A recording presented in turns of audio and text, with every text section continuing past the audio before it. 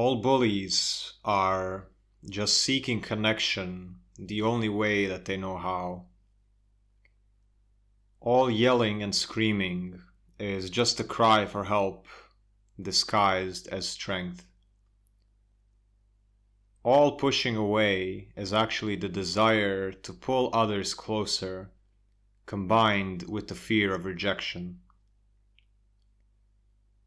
When people are lonely, even drama and senseless fighting will be good enough company and contact. When people are insecure and scared of facing themselves and the uncertainty of life, they will provoke fights just to feel a bit safer and stronger and to avoid the void. Almost no drama and conflict is about what people say it is about. We are so disconnected from our essence that our minds and voices speak regardless of what is happening below. When others pick fights with us over nothing, it is not over nothing. It is just never the thing that they say it is. This leads to the eternal male-female struggle, where men try to fix the problem that the female is saying, and then women say that men never understand. The issue is, whether men do it or women, that we don't actually say what we feel, and then we expect the other person to remedy it. When others mistreat you and you get hooked, and then you see them actually enjoying the process, just observe and see how sad it is that it is their actual highlight of the day. How much suffering and shadow is this person carrying if this is what they live for? This is their version of human connection. Attraction is based on friction, and many are taught that conflict and volatile drama is the best way to attract attention and spark attraction and desire with the opposite sex. We also like to challenge each other for fun and stimulation, men physically dominating over one another and women emotionally.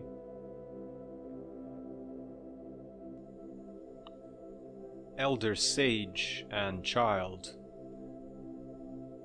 If we go full elder to the point of dictator authority, all-knowing responsible king of everything, life is way too serious and hard. Other side is full child regression to newborn helpless state, attachment and full dependency. Our natural states are in between these two extremes, and we can't choose one or the other. We are to fluctuate in the middle, depending on what life puts in front of us. Without the inner child, everything is about discipline and chores and achievement and survival and competition and proving our power, bending life trying to control. We cut off our playfulness, wonder, curiosity, sensitivity to life, emotional depth, and with it the many creative gifts that are innate within us without even trying. It also brings a sense of ease and lightness to life. Without the sage elder, we have no integrity. We don't discern what is healthy or unhealthy for us. We pretend to be way less smart and intelligent than we actually are, so we don't have to take responsibility for our lives, where all our power lies. Without the elder sage, we can't say no, and we are not a resource of energy for ourselves or anyone around us. We get stuck in one or the other, and we feel we can't access the other one out of shame, guilt, and etc. We demonize the elder sage with words like toxic masculinity, aggressiveness, bluntness, edgy, know-it-all. You are so edgy. Yes, without the edge you cannot see clearly through this world of illusion and discern what is what. We scrutinize the inner child with words like crybaby, too sensitive, pussy, infantile, immature, and weak. You are such a pussy. Yes, without the womb energy I cannot receive abundance from the world or give birth to my creations. The wise sage is the innocent child. The innocent children are the wisest sages. It's okay to shift and lean more towards one or the other. Don't get locked in one point on the scale and expect the world to adapt. If you have trouble expressing the sage, I assure you, your intuition is not lying to you. You are actually that intelligent, and you are not a bad person for using your fire for removing what is not healthy for you. If you have trouble expressing the inner child, I assure you, sensitivity is a gift. We are alive to feel life, not run away from it or numb ourselves to its waves. Your dreams are real and worth exploring. Your voice is valuable, and you were enough from the start. You were just born into an environment where, so far, it was not recognized and held by the right hands.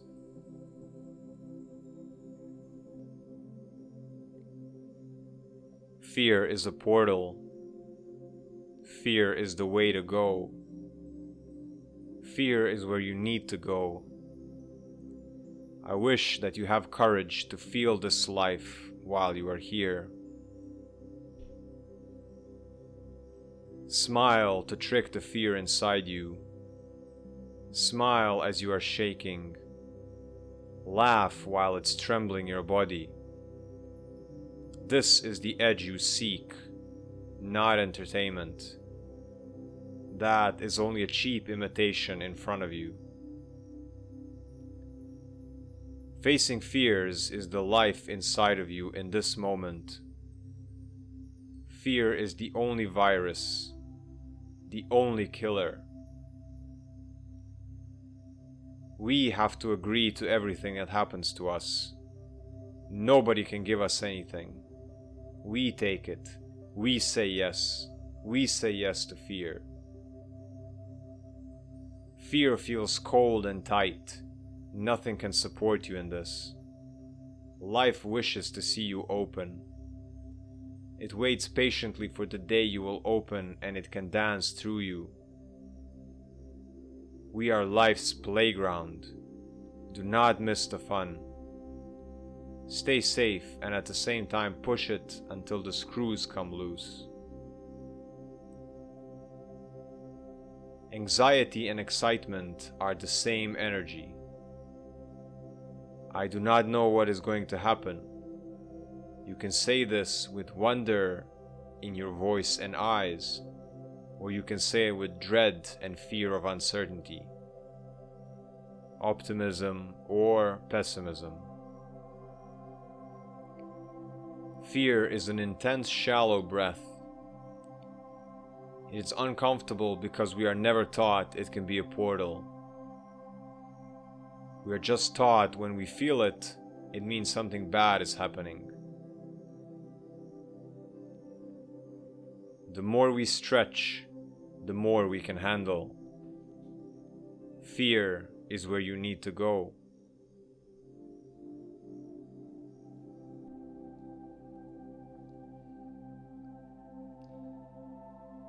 Energy of the day.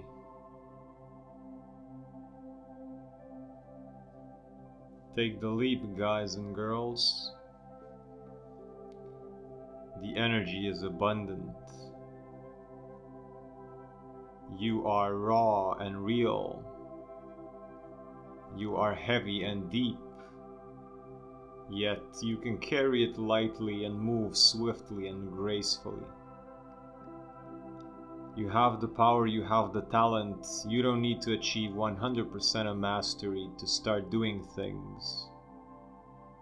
Fear is the only virus. Fear is the only disease. Fear doesn't exist. Fear is the mind disguised as the past. What you fear is what you have been searching all your life. This is my call for you to become who you've always been just by shedding the fear. Allow us, allow me, allow the world, allow the people around you to help you integrate yourself into the big picture. You're not weak by doing this.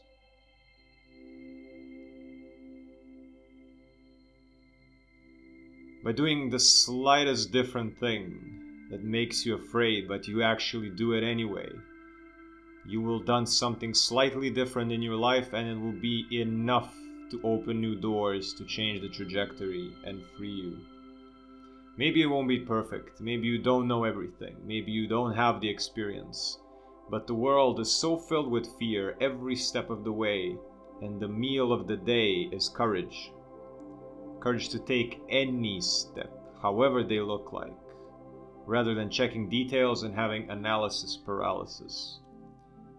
In my experience, so many times in my life have I seen people 1,000 times less prepared and structured than me move forward in any area just using courage.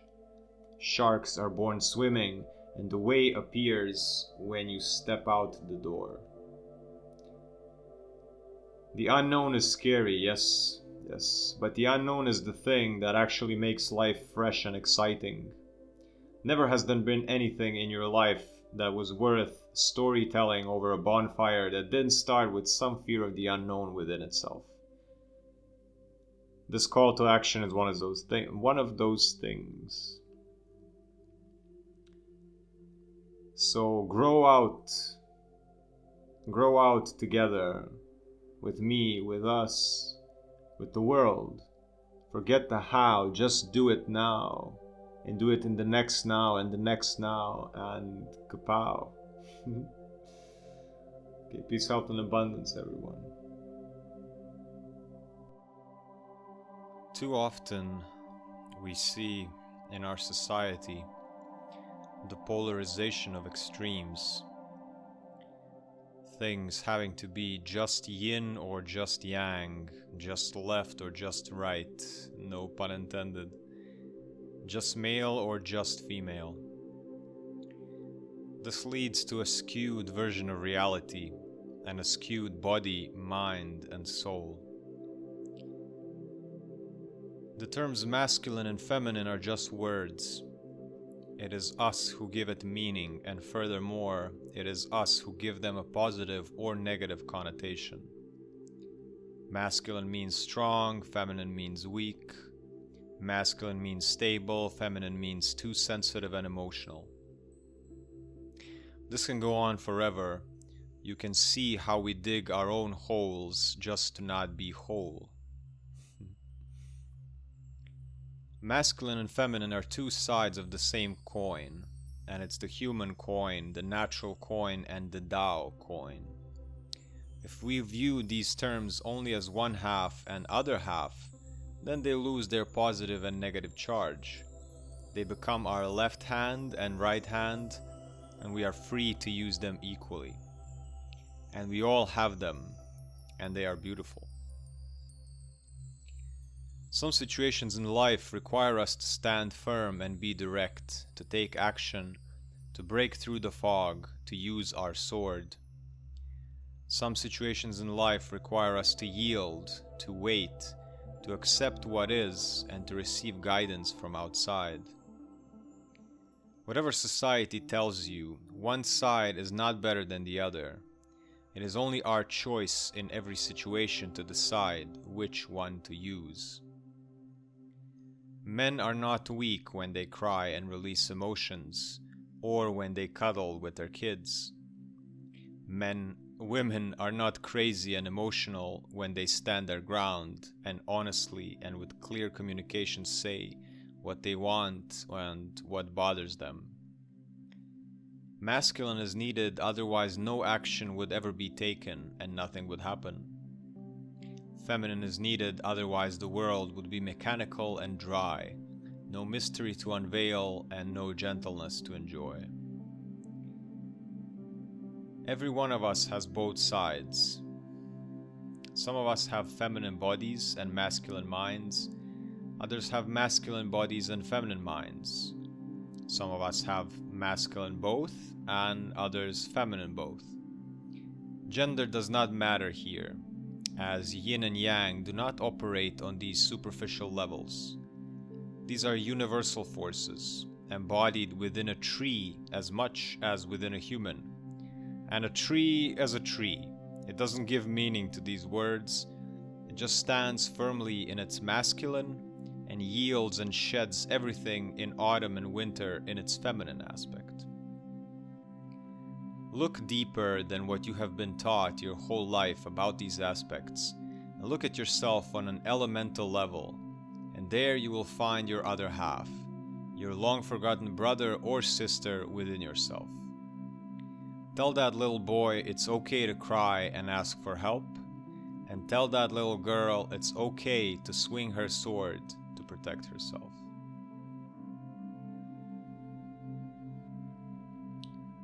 The world is in constant motion between contracted and uncontracted states. Breathing cycles up and down and polarities. The flow of abundance is uncontracted, vastly open and waiting for us to align with it. How do we do this? Contracted is fear, tension, and withdrawal, collapse towards the inside. The uncontracted is love, expansion, openness towards the outside. Think of the wording itself, contracted, as if bound by some agreement, by a label, by a rule, or the mind in general. Uncontracted, not bound by a contract, not set in stone, not dense and unmoving. Remove the contracts you have signed a long time ago. Nobody above you is keeping account of them but you yourself. You get to choose. All realities are there for you, always. You have to open yourself to them. Uncontract like a sponge that when you release underwater, absorbs all the water without effort. It is not about more experience, more skills, more refinement, the perfect pitch. It's about taking what you already are and opening up to the world and connecting with others. Open the eyes, open the body, open the lungs, open your voice, open the mind. Maybe. Who knows? Where? How? Possibilities. Let's see. Let's try. Let's give it a shot.